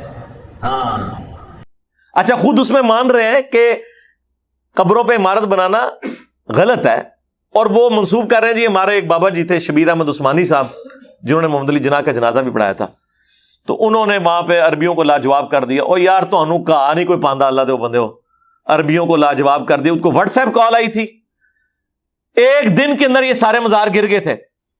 ظاہر پورا ایک موب آیا تھا, جب ایک پورا لشکر کسی شہر میں داخل ہوتا ہے. گنبد خضرا خود انہوں نے چھوڑا تھا. اچھا دیکھیں یہ کہانی ہے نا, کہانی کیسے پکڑی گئی. طارق جمیل صاحب یہ سٹوری سنا رہے ہیں اور وہ کہہ رہے ہیں جی شبیر احمد عثمانی نے وہاں حدیث سنائی تھی. او اس کو کون پوچھتا ہے وہاں جا کے حدیث سنائے. جی بخاری مسلم میں حدیث ہے کہ اے عائشہ اگر تیری قوم نئی نئی جہلیت سے نہ پھری ہوتی تو میں حتیم کو توڑ کر کعبے میں داخل کر کے حضرت ابراہیم کی بنیاد کے اوپر کعبے کو تعمیر کرتا. وہ نبی علیہ السلام نے نہیں کیا فتنے کے ڈر کی وجہ سے, اور آج تک حتیم باہر ہے. بیچ میں ایک دفعہ عبداللہ ابن زبیر نے کیا اور حجاج ابن یوسف نے اسے ریورس کر دیا تھا, پھر ایک سارا سلسلہ وہیں پہ روک دیا گیا. تو آج تک وہ حتیم جو ہے وہ خانہ کعبے سے باہر ہے. تو اس حدیث کے اوپر جو ہے نا وہ نجدی علماء لاجواب ہو گئے, اور ان کو کس نے لاجواب کرنا ہے, انہوں نے یہ حدیث ان کو پہلے ہی پتا تھی اور وہ اسی فتنے کی وجہ سے اس ایکسٹریم پہ جانا نہیں چاہتے تھے. ورنہ جہاں انہوں نے سارے مزار گرائے تھے, اس کو گراتے ہوئے کوئی مسئلہ تھا. کون سی اس وقت انٹرنیٹ کے اوپر خبر چڑھ جانی تھی. میں 8 سے 100 سال پہلے بات کر رہا ہوں, جب ساتھ والے محلے میں نہیں پتا ہوتا تھا کہ کیا ہوا. اب طارق جمیل صاحب تو یہ کہانی سنا رہے ہیں, اور طارق جمیل سے بھی 100 گنا بڑے ان کے بزرگ پیر ذوالفقار نقشبندی صاحب جو الیاس گمن صاحب کے مرشد بھی ہیں اور وہ انجینئر بھی ہیں. وہ کہتے ہیں نہیں انجینئر ہو تو پھر پیر ذوالفقار جیسا ہو. یہ بھی حیرانگی ہے, المیہ ہے کہ دین کے مسئلے لوگ صرف انجینئر سے لینے چلے جاتے ہیں. اور میں کہتا ہوں کہ سنو, انجینئر ہو عالم بھی ہو, بالکل جاؤ مسئلے لے لو, इंजीनियर भी हो आलिम भी हो ना, हमें कोई इतराज। हजरत जी पीर ज़ुल्फ़िकार अहमद नक्शबंदी दामत बरकातुहुल आलिया इंजीनियर भी हैं, आलिम दीन भी हैं, शेख तरीकत भी है। हजरत जी पीर ज़ुल्फ़िकार अहमद नक्शबंदी दामत बरकातुहुल आलिया इंजीनियर भी हैं, आलिम दीन भी है, शेख तरीकत भी है। हजरत जी पीर ज़ुल्फ़िकार अहमद नक्शबंदी दामत बरकातुहुल आलिया इंजीनियर भी हैं, आलिम दीन भी है, शेख तरीकत भी है। तो कभी कोई इतराज हुआ? लेकिन मिर्जा अली को हम कहते हैं कि अबे तू तो जस्ट इंजीनियर विदाउट आलिम है, तुझे किसने कहा तू ऑटोमेटिक आलिम बन जा? रिवोट आलिम नहीं चल सकता भाई, रिवोट हर काम करता है लेकिन उससे शादी नहीं हो सकती। इंजीनियर भी हैं और आलिम भी हैं। वो जो इंजीनियर भी हैं, आलिम भी हैं, वो भी रोते रोते हुए ना सुना रहे हैं स्टोरी। वो स्टोरी ये सुना रहे हैं कि अरब का काफिला देवबंद से पूछने के लिए आया कि दसों ने गुंबद खजरा दा क्या करना है। और वहां पे अशरी थानवी साहब भी थे, बाकी लोग भी थे। अच्छा, सिर्फ यहां पे बात खत्म। उन्होंने कहा जी लोग परेशान थे, क्या दलील वो देंगे? उन्होंने कहा हदीस तो बिल्कुल ठीक है बुखारी शरीफ की, हालांकि सर वो बुखारी जी नहीं हदीस मुस्लिम में है। पहली तो अपनी तस्हीह करो। इंजीनियर भी हैं और आलिम भी हैं और हदीस कह रहे हैं बुखारी में, वो मुस्लिम में हदीस है, कब्रों पे इमारतें मत बनाओ। अगर ये इनके बारे में बड़ा ना क्लेम करते तो मैं इस तरह चींगे ना उतारता। ये हो सकता है किसी से स्लिप ऑफ टंग, लेकिन मैंने वैसे ही बताया। अच्छा, हमारे केस में तो मैं अगर कहीं पे रेफरेंस गलत भी हो जाए ना तो हम उसको डिस्प्ले करवा देते हैं ताकि कोई इबहाम बाकी ना रहे। अच्छा, वो जो इंजीनियर भी हैं और आलिम भी हैं, पता क्या उन्होंने जवाब दिया? उन्होंने कहा जी उलमा देवबंद ने, उलमा अरब जो उनको पूछने आए इधर, अच्छा, उनको कहा कि जी ये जो हदीस है ना, इस हदीस का मतलब ये है कि आपने कब्र के एग्जैक्ट ऊपर इमारत नहीं बनानी, जो गुंबद है वो फौक बना हुआ है, लिहाजा ये वाला जो मसला है ये उस कैटेगरी में फॉल ही नहीं करता। दारुल देवबंद में सऊदी अरब से एक जमात आई उलमा की, तो मोहतरम साहब ने उन उलमा को कहा कि जी आप सब उलमा के सामने अपना मौक़िफ़ पेश करें, फिर जवाब हम देंगे। तो उनके जो अमीर थे वो खड़े हुए और उन्होंने बयान किया कि बुखारी शरीफ की हदीस है और इससे साबित होता है कि बिना अलल कबूर की इजाज़त नहीं है। तो हमने जन्नत बकी के अंदर तो कब्रों पर जितनी इमारतें थी सब गिरा दी। अब मसला है गुंबद खजरा का। उलमा की आंखों से आंसू जारी थे और रो रहे थे कि अल्लाह हमसे जवाब देने में कोई पता ही ना हो जाए, और कोई जरूरत नहीं कर रहा था उसके जवाब देने की। इतने में हजरत अकबर थानवी रहमतुल्लाह अलैह खड़े हुए और हजरत ने फरमाया खड़े होकर, अल्हम्दुलिल्लाह अल्लाह ने इस मसले में मुझे शक्ल सदर अता फरमा दी है। हजरत ने फरमाया उसकी वजह ये कि हदीस पाक के मुताबिक बिना अलल कबूर की इजाजत नहीं है, कि कब्र के ऊपर कोई इमारत, कोई कमरा, कोई जुब्बा कुब्बा बनाने की इजाजत नहीं है। गुंबद खजरा का मामला अलग है। यहाँ इमारत पहले थी, ये हुजरे आयशा था और नबी इस्लाम की कब्र मुबारक बाद में इसके अंदर बनाई गई, लिहाजा अब इस इमारत को कोई बंदा गिरा नहीं सकता। ऐसा जवाब था कि वो लोग मुतमिन हो गए। गुंबद खजरा आज भी है और काबिर उलमा देवबंद की इसके नबी की दलील दे रहा है। गुंबद खजरा आज भी है और काबिर उलमा देवबंद की इसके नबी की दलील दे रहा है। गुंबद खजरा आज भी है और काबिर उलमा देवबंद की इसके नबी की दलील दे रहा है। अच्छा, तारिक जमील साहब ने क्या कहानी करवाई कि उन्होंने हतीम काबा वाली मिसाल दी थी और पीर जुल्फकार नक्शबंदी साहब ने क्या कहा कि ये वो है ही नहीं, हदीस इसके ऊपर लगती ही नहीं है। दो मुख्तलिफ कहानियां, और तारिक जमील साहब खुद मान रहे हैं कि हाँ यार ये इमारत नहीं बनाई जा सकती क्योंकि कहानी थी, दो मुख्तलिफ बंदों ने दो मुख्तलिफ कहानियां बयान कर दी। हालांकि ये है ही कहानी है, वो किसी के कहने में नहीं थे। उन्होंने जो कुछ किया वो हिकमत के तहत, वो ये समझते थे कि एक दफा तो ये गलत हरकत हो गई है और वो आज तक हमें इस तरह भुगतनी पड़ रही है कि हर साल गुंबद खजरा को रंग होता है, क्योंकि आपको पता है धूप के अंदर ग्रीन और रेड कलर ये सरवाइव नहीं करते, उड़ जाते हैं, और वो फिर रंग उतरता है। और पाकिस्तानी जो हमारी तरह के लोग हैं उनके पास तबरकन पड़ा भी, मेरे पास ही पड़ा हुआ है। जेलम का एक बंदा था जो वहां पे पेंट करता था, उसने मुझे वो दिया भी था, मेरे घर अभी भी पड़ा हुआ है वो पेंट। हमें तो उस वक्त पता ही नहीं था। हमें तो ये भी बताया गया जी गुंबद खजरा के ऊपर से कोई जानवर परिंदा गुजरता नहीं है। हमने अपनी गुनहगार आंखों से एक दफा नहीं दर्जनों दफा गुंबद खजरा की जो टिप है ना, एग्जैक्ट उसके ऊपर परिंदे बैठे हुए देखे हैं। आप गुजरने की बात कर रहे हैं, एग्जैक्ट जो ऊपर हल्की सी नोक बनती है ना, उसके ऊपर भी परिंदे बैठे हुए होते हैं। काबे के बारे में भी कहते हैं जी पिछू जनाब गोल आंदे ने इंज करके लंघ जाते हैं। सर गिलाफे काबा के ऊपर कबूतरों की बीठे होती हैं, साया नहीं होता। इनसे जरा पूछे, खाने काबे का साया तो नजर आ जाता था ना, इसलिए उधर कहानी नहीं कराई। گنبد خضرا کا سایہ زمین تک پہنچتا ہی نہیں کیونکہ وہ اوپر والی بلڈنگ میں ہے. سرکار اوپر چڑھ کے جائیں تو آپ کو سایہ نظر آ جائے گا. وہ تو ہر وہ چیز جو دوسری بلڈنگ پہ ہے اس کا سایہ نیچے تو نہیں آئے گا نا. اچھا پھکی ان کو یہ دیں کہ جو ساتھ مینار کھڑا ہوا ہے اس کا تو سایہ ہے کیونکہ وہ اتنا اونچا ہے کہ سایہ زمین تک پہنچ جاتا ہے. ٹھیک ہے, وہ متریا ہے جڑا مینار ہے نال تے گنبد سکا ہے, وہ گل کرنے لی کرو.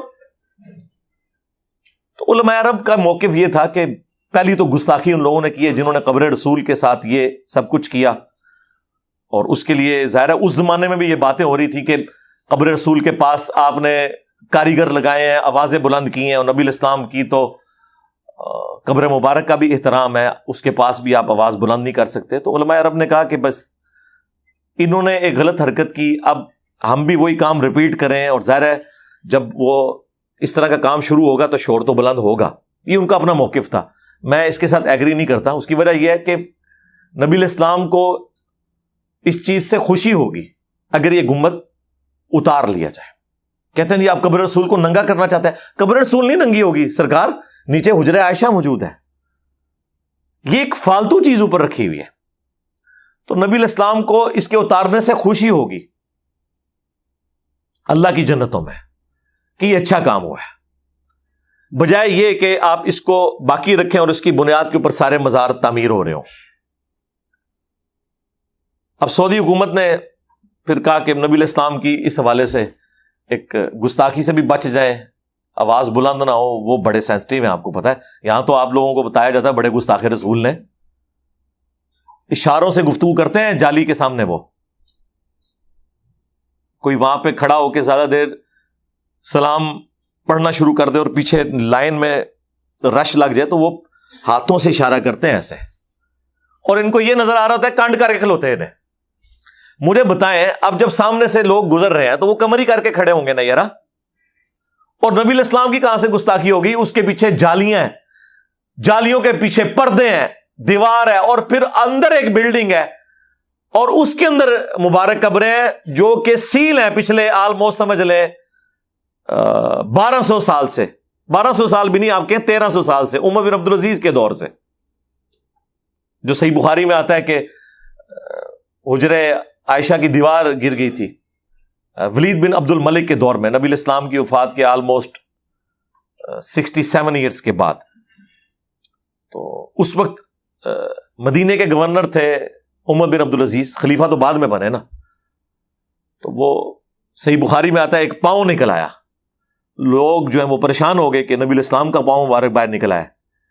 تو عروہ ابن زبیر کو بلایا گیا جو حضرت عائشہ کے بھانجے بھی تھے, محرم بھی تھے, وہ حجرہ عائشہ میں فریکوینٹلی آتے تھے, انہیں قبروں کی لوکیشن کا پتہ تھا. تو انہوں نے کہا کہ یہ حضرت عمر کا پاؤں ہے, یہ نبی الاسلام کا پاؤں مبارک نہیں ہے.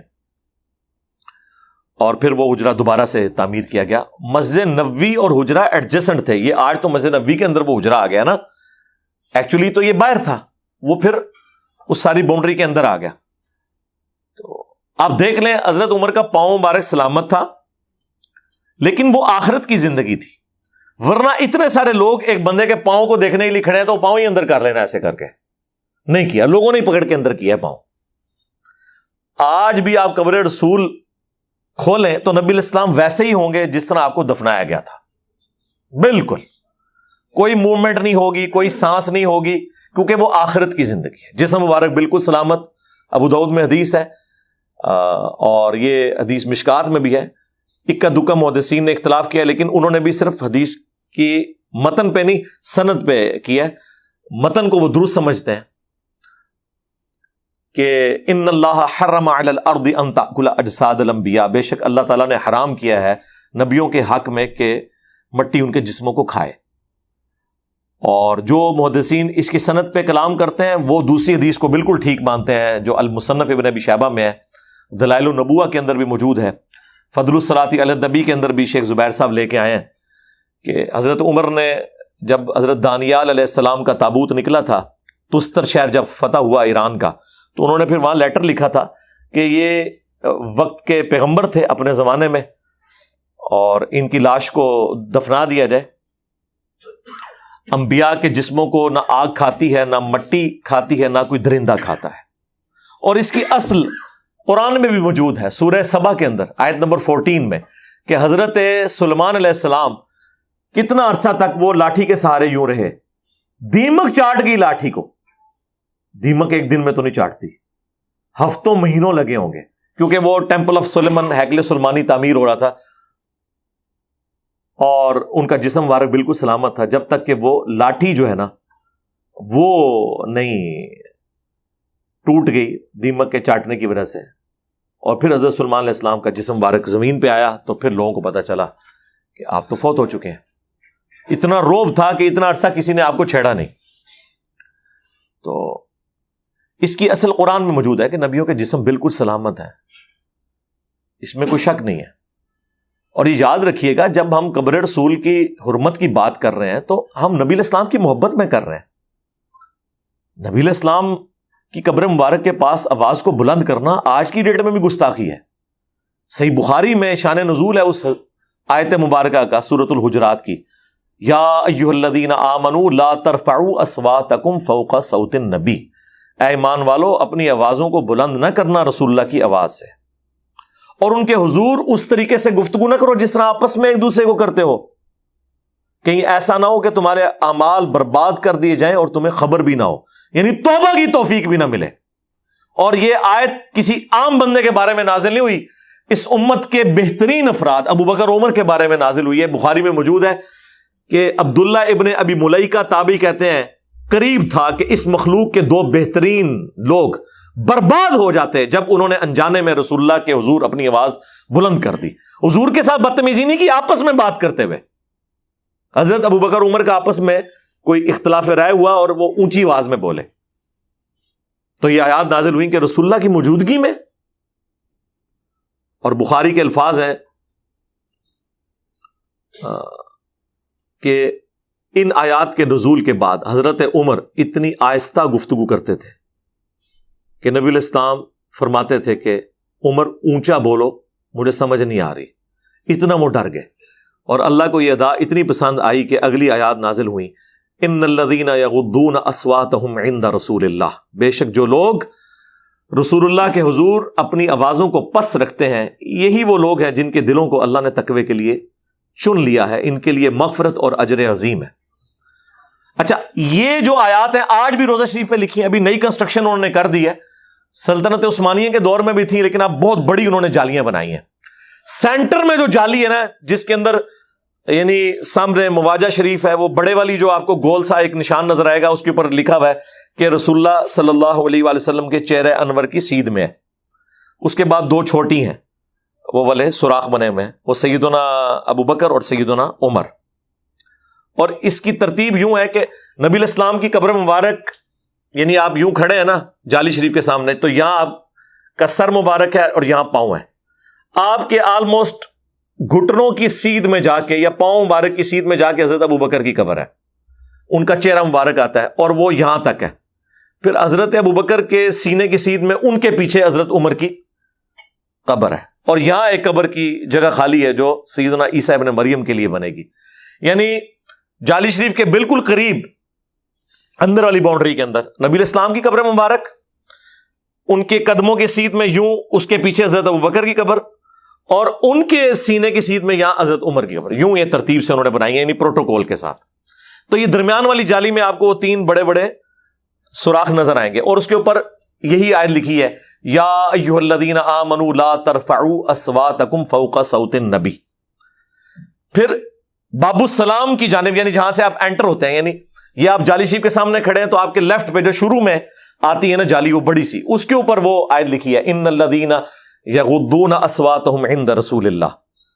ٹھیک ہے، جو لوگ رسول اللہ کے حضور اپنی آوازوں کو پس رکھتے ہیں ان کے دلوں کو اللہ نے تقوی کے لیے چن لیا. اور جب آپ حاضری دے کے باہر نکلنے لگتے ہیں نا، تو تیسرا جو جالی کا پورشن ہے نا باب البقی کی جانب، اس کے اوپر وہ آیت لکھی ہے، ما کان محمد ابا احد من رجالکم ولکن رسول اللہ وخاتم النبیین. ختم نبوت والی آیت. تو یوں یہ تین آیات لکھی ہوئی ہیں انہوں نے، اور پورا اہتمام کرتے ہیں وہ الحمدللہ اس حوالے سے کہ نبی علیہ السلام کی قبر مبارک کے پاس کوئی بندہ آواز بلند نہ کرے. تو آپ دیکھیں کہ قبر رسول ہمارے لیے تو اس کائنات میں سب سے بڑھ کے جو جگہ ہے وہ تو اس دنیا کا حصہ ہی نہیں ہے. بخاری مسلم دونوں میں حدیث ہے, میرے گھر سے لے کر میرے ممبر تک جنت کے ٹکڑوں میں سے ایک ٹکڑا ہے. اور اس پہ امام بخاری نے باب باندھا ہے قبر رسول سے ممبر رسول جنت کا ٹکڑا ہے. کیونکہ اب حضور کے گھر میں آپ کی قبر بنی ہوئی ہے تو امام بخاری نے ہیڈنگ بنائی ہے کہ قبر رسول سے ممبر رسول یہ جنت کا ٹکڑا ہے. آپ نے یہاں جنت بنائی ہوئی ہے بہشتی دروازہ. ہاں, جنت اگر آپ نے دیکھنی ہے تو وہ ہے مدینہ شریف میں مسجد نبوی کے اندر, قبر رسول سے لے کر ممبر رسول تک. اور اسی جنت کے ٹکڑے میں نبی علیہ السلام کے پڑوس میں سیدنا ابو بکر عمر کی قبریں رضی اللہ تعالی عنہما. ان کی خوش نصیبی ہے کہ انہیں وہ جگہ ملی ہے. اور بلکہ صحیح بخاری میں تو آپ کو بڑی رکت انگیز حدیث ملے گی. سیدنا عمر کو جب زخم لگا اور ان کا معدہ کٹ گیا تھا, جو کھاتے تھے وہ نکل جاتا تھا, جب انہیں یقین ہو گیا کہ اب میں نہیں بچوں گا تو انہوں نے اپنے بیٹے عبداللہ ابن عمر کو سیدہ عائشہ کے پاس بھیجا اور کہا کہ سیدہ عائشہ سے جا کے ریکویسٹ کرو کہ عمر بن خطاب اپنے 2 ساتھیوں کے ساتھ دفن ہونا چاہتا ہے, یعنی رسول اللہ اور ابو بکر صلی اللہ علیہ وآلہ وسلم رضی اللہ تعالیٰ عنہ. اور امیر المومنین نہ کہنا, یعنی یہ نہ ہو کہ حضرت عائشہ جو ہے وہ امیر المومنین کا حکم سمجھتے ہوئے اجازت دے دیں, میں عمر بن خطاب. تو سیدہ عائشہ نے کہا کہ وہ جگہ تو میں نے اپنے لیے رکھی ہوئی تھی, ظاہر ہے ان کے خاوند یعنی رسول اللہ دفن تھے, ان کے والد بھی دفن تھے, آج میں عمر کو اپنے پہ ترجیح دیتی ہوں. اور جب عبداللہ ابن عمر نے آ کے حضرت عمر کو بتایا تو انہوں نے کہا واللہ میرے لیے اس دنیا میں سے بڑھ کر کوئی عزیز چیز نہیں تھی کہ میں نبی علیہ السلام کے ساتھ دفن ہوتا, اور جب میں مر جاؤں تو پھر میری میت کو لے جانا, اگر حضرت عائشہ اجازت دیں تو دفنانا. ہو سکتا ہے میرے روب کی وجہ سے نہ انہوں نے بھی کہہ دیا ہو, اور اگر انہوں نے مجھے اجازت نہ دی تو تم پھر مجھے مسلمانوں کے قبرستان میں دفن کر دینا. خیر اجازت تو دے دی انہوں نے. حضرت عمر کی دعا قبول ہوئی. صحیح بخاری میں موجود ہے حضرت عمر دعا کیا کرتے تھے, اللہم ارزقنی شہادۃ فی سبیلک واجعل موتی فی بلد رسولک صلی اللہ علیہ وآلہ وسلم. اے اللہ مجھے اپنے راستے میں شہادت کی موت دینا اور اپنے رسول صلی اللہ علیہ وآلہ وسلم کے اس شہر مدینہ میں موت دینا. دونوں دعائیں قبول ہوئیں. شہادت کی موت, مسجد نبوی میں زخم لگا, مدینہ شریف میں دفن بھی ہوئے. اور صحیح مسلم میں حدیث ہے کہ اہل مدینہ کی نبی علیہ السلام نے کہا میں شفاعت کروں گا قیامت والے دن جو مدینے کے مصائب پہ صبر کرے گا. اور جامع ترمذی میں حدیث ہے تم میں سے جو مر سکتا ہے مدینے میں مرے, کیونکہ اہل مدینہ کی میں شفاعت کروں گا, بشرطے کہ وہ آپ کے فرقے کا ہوا. ہاں, کیونکہ الیاس قادری صاحب جو پاپا جانی ہے نا, دعوت اسلامی کے امیر, ان کے جو پیر و مرشد ہیں ضیاء الدین مدنی, وہ بھی بقیع غرقت میں دفن ہے. اور جو تبلیغی جماعت کے فضائل اعمال لکھنے والے شیخ زکریا کاندلوی ہیں وہ بھی بقیع غرقت میں دفن ہے. بریلویوں سے پوچھ لیں کہ وہ بقیع میں جو دفن ہوا ہے شیخ زکریا کاندلوی, ہاں خلیفہ اشری تھانوی کا, وہ وہاں پہ دفن ہوا ہے تو وہ تو شفاعت رسول کا حقدار ہے, کہنے کے گستاخ. اور دیوبندیوں سے پوچھ لیں کہ الیاس قادری صاحب کے جو پیر صاحب وہاں دفن ہے وہ کہنے کے مشرک. تو یہ چھوڑ دیں, یہ میں نے آپ کو ساتھ ساتھ آپ کا دماغ کھولتا ہوں کہ یہ دفن ہونے سے کوئی فرق نہیں پڑتا جب تک کہ آپ کے عقائد اور اعمال. عبداللہ ابن ابی کی قبر بھی بقیع غرقت قبرستان میں موجود ہے. تو بہرحال حضرت عمر کو وہ جگہ ملی اور ان کے لیے بہت بڑی سعادت. اور اس بخاری کی حدیث نے ان لوگوں کا پردہ بھی چاک کر دیا جو آپ کو یہ کہانیاں سناتے ہیں کہ حضرت ابو بکر نے وصیت کی تھی مولا علی علیہ السلام کو کہ میری میت کو قبر رسول پر لے جانا اور وہاں جا کے ریکویسٹ کرنا. تو قبر رسول سے آواز آئی کہ حبیب کو حبیب سے ملا. سیدنا صدیق اکبر نے بھی یہی وصیت کی تھی کہ میرا جنازہ پڑھ کے پھر حضور کے سامنے لے جانا اور سلام عرض کرنا, اجازت مل جائے تو قدموں میں دفن کر دینا ورنہ جنت البقیع میں. تو حضرت علی المرتضیٰ اور حضرت انس روایت کرتے ہیں کہ ایسا ہی ہوا کہ ہم نے جنازہ اٹھایا, پڑھا اور پھر حضور کے مواجہ انور کے سامنے رکھ دیا. اے اللہ کے پیارے محبوب صلی اللہ علیہ وسلم, یہ ابو بکر ہیں, آپ سے اجازت طلب کرتے ہیں, آپ کی قربت میں دفن ہونے کا شوق ہے, ہمیں کیا حکم ہے؟ تو اس وقت حجرہ عائشہ تھا, یہ گنبد خضرا نہیں بنا ہوا تھا, صرف حجرہ تھا, اس کو تالا لگا تھا, چابی حضرت عائشہ کے پاس ہوا کرتی تھی رضی اللہ تعالی عنہ. تو پھر کیا ہوا کہ وہ تالا خود بخود کھلا, پھر کنڈی بھی خود بخود کھلی, اور پھر جو دروازہ تھا وہ خود بخود کھلا, اور اندر سے آواز آئی اوصل الحبیب الی الحبیب لان الحبیب الی الحبیب مشتاق, یار کو یار سے ملا دو, یار تو پہلے یار کا انتظار کر رہا ہے. تو اور وہ کہتے ہیں وہ تالا بھی کھل گیا, کنڈی بھی کھل گئی. بھئی تالا کنڈی تو لگے ہی نہیں ہوئے تھے, سیدہ عائشہ وہاں رہتی تھی اور فریکوینٹلی اس جگہ پہ آتی جاتی تھی. وہ سیدہ عائشہ کے حجرے کا ایک کمرہ تھا, تالا کنڈی کہاں سے لگا ہوا تھا, اور لوگ حضرت عائشہ کی اجازت سے اندر حاضری دیتے تھے. بخاری میں لکھا ہے کہ حضرت عمر نے حضرت عائشہ سے اجازت لی ہے, اور کہانی یہ ہے کہ حضرت ابوبکر نے جو ہے وہ قبر رسول سے جا کے اجازت لی ہے, اور کنڈی اور تالا کھول کے کہانی کروا دی, پکڑی گئی ہے, کیونکہ یہ تو انہوں نے جھوٹی کہانی لکھی تھی. دوسری بات ہم یہ کرتے ہیں کہ اگر حضرت ابوبکر کے لیے پریسیڈنٹ سیٹ تھا کہ ان کے لیے حجرہ شریف کھل گیا تھا, تو حضرت عمر کو تو یہی کہنا چاہیے تھا کہ جا کے عرض کرنا کہ جس طرح ابوبکر کے لیے کھلا تھا میں بھی آپ کا ساتھی ہوں, میرے لیے بھی کھل جائے. کیسی لاجیکل بات ہے. کہتے کتنے دماغ جانا ہے تھے جی, اتنے ہی جانا ہے, ساڑھے ہی دماغ جانا ہے, باقیاں گئے ہوتے تو آج یہ عقائد نہ اس طرح کے خراب ہوئے ہوتے. کیا حضرت ابوبکر کے ساتھ پکی آ رہی تھی اور حضرت عمر کے ساتھ کچی آ رہی تھی؟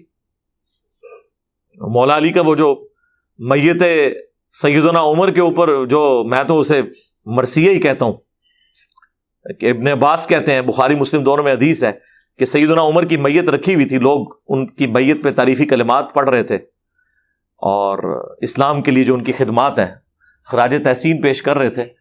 اتنے میں نے دیکھا کہ ایک شخص میرے پیچھے آ کے کھڑا ہوا اور اس نے اپنی کونی میرے کندھے پہ یوں رکھی, اور اس نے سیدنا عمر کی میت کو مخاطب ہو کر کہا کہ اے عمر,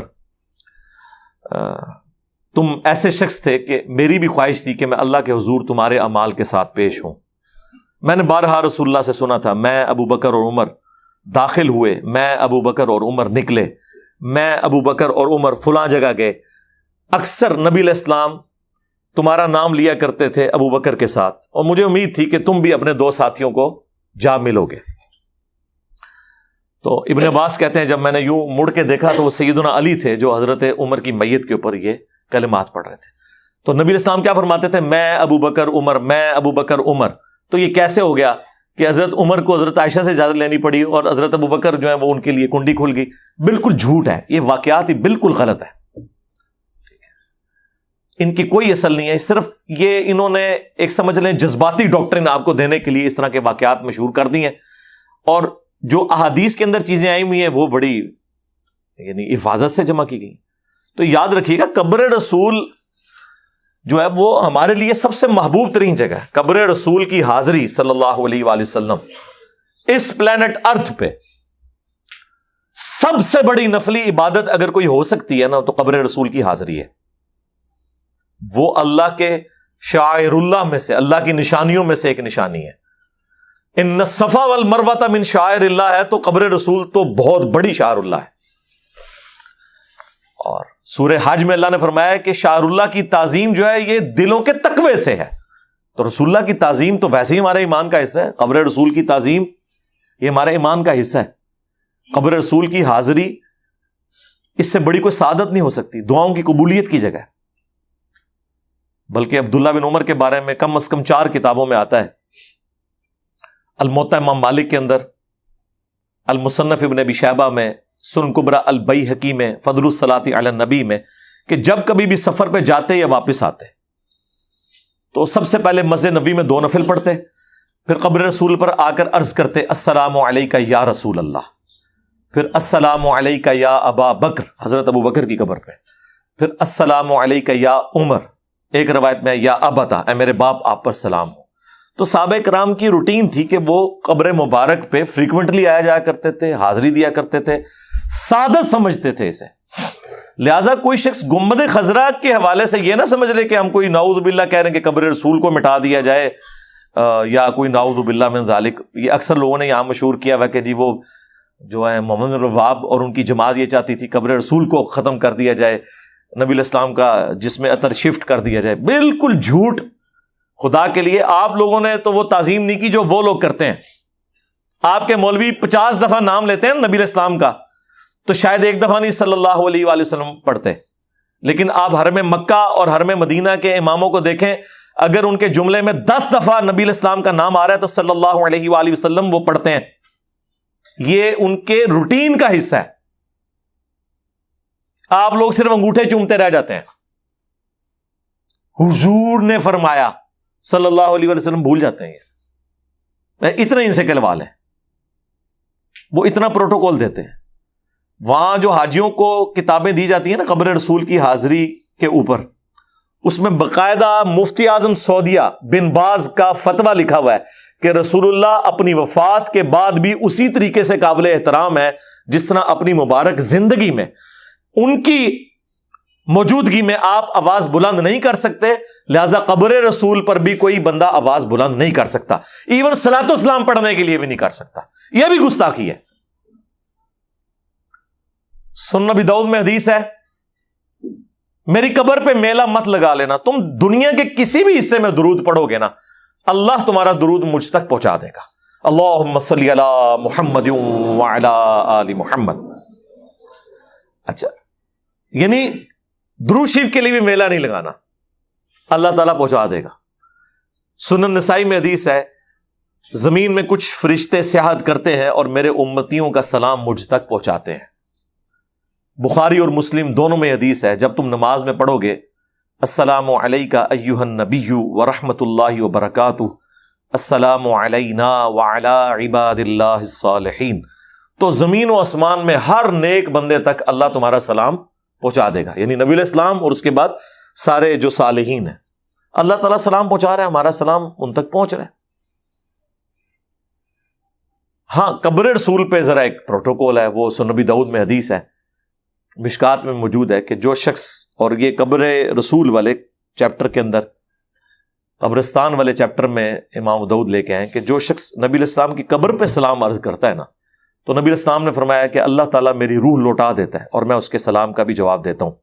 لیکن یہ روح لوٹنا بھی برزخی ہے, سلام کا جواب بھی برزخی ہے. کوئی فزیکلی نہ سن سکتا ہے نہ اسے ریکارڈ کر سکتا ہے. یہاں سے تو ہمارا پہنچایا جاتا ہے نا, اور پھر نبی علیہ السلام سلامتی کی دعا ہمارے لیے کر دیتے ہیں. لیکن جو قبر رسول پہ عرض کرتا ہے اسے اللہ تعالیٰ ڈائریکٹ, یعنی سمجھ لیں وہ نبی علیہ السلام تک پہنچتا ہے اور نبی علیہ السلام ریئل ٹائم اسے جواب دیتے ہیں. اور بہت بڑی سعادت ہے. قبر رسول کی حاضری تو ایک ایکسٹرا آرڈنری چیز ہے. اس لیے جو لوگ مدینہ شریف رہتے ہیں یا حج اور عمرے پہ جائیں تو جتنی دفعہ موقع ملے روضہ شریف پہ حاضری دیں, سلام عرض کریں.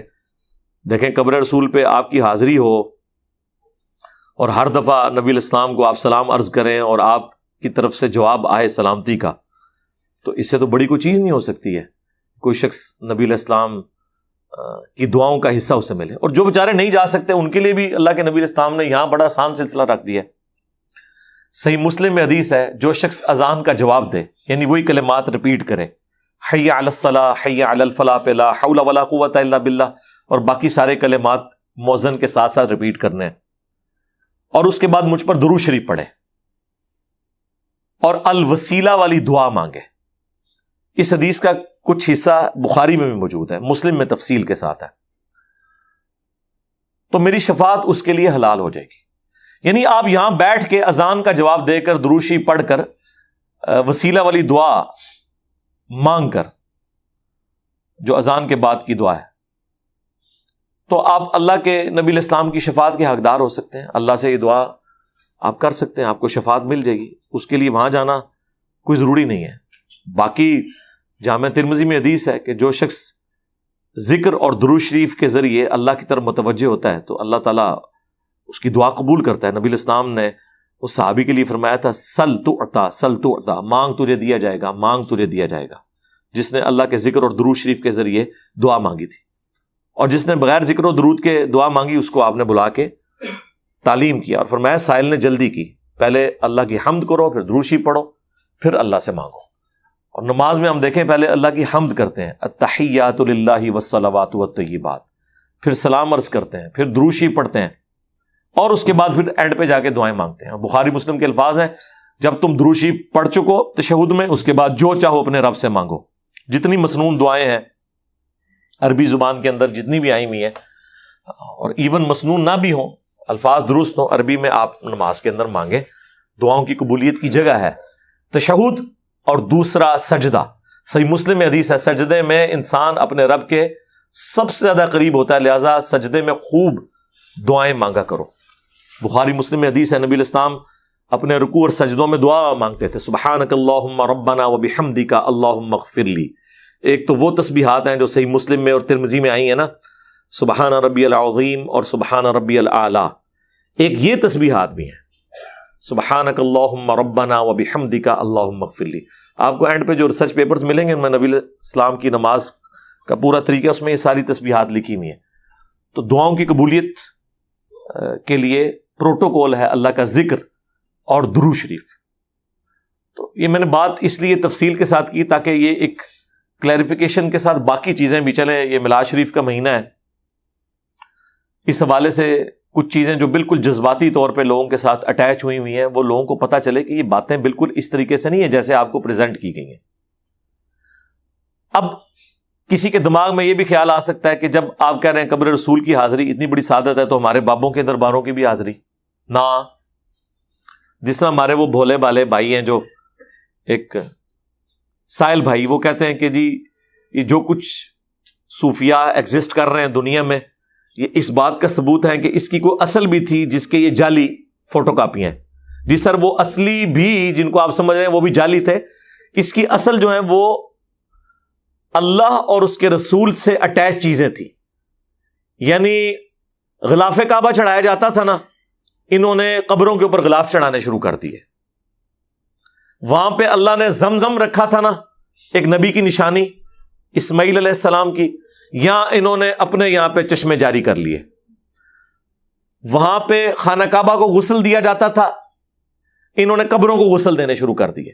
تو اس کی اصل یہ تھی کہ انہوں نے نبیوں کو ریپلیس کروایا ہے اپنے بابوں کے ذریعے، یہ اس کی اصل تھی۔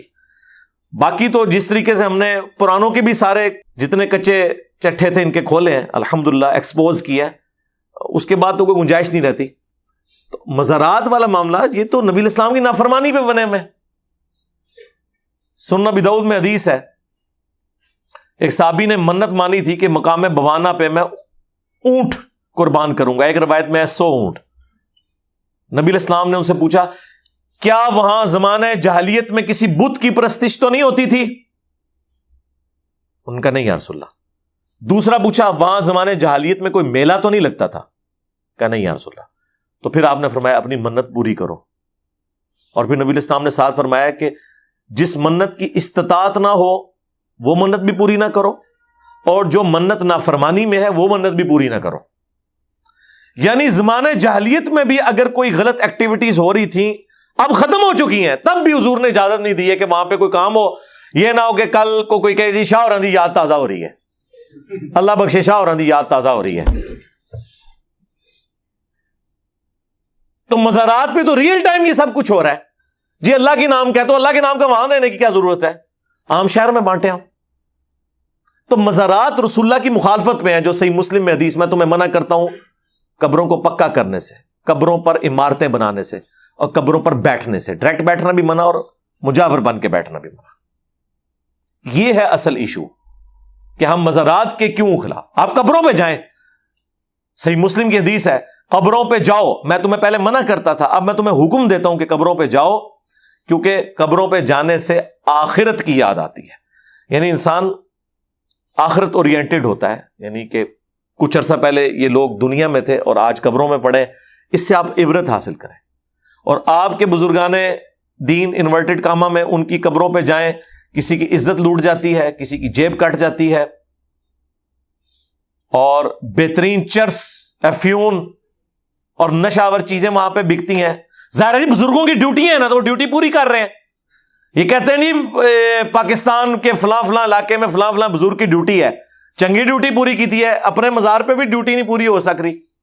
جب یہ بات کریں کہتے ہیں جی وہ کعبے بھی کرنٹ کی سی، تو سرکار کعبے کی گارنٹی اللہ نے لی نہیں ہے۔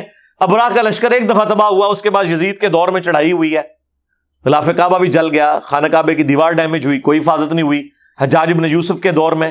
اور بخاری مسلم حدیث ہے قرب قیامت میں ایک پتلی ٹانگوں والا حبشی کعبے کی اینٹ سے اینٹ بجا دے گا۔ کعبے کی گارنٹی کہاں لی ہوئی ہے؟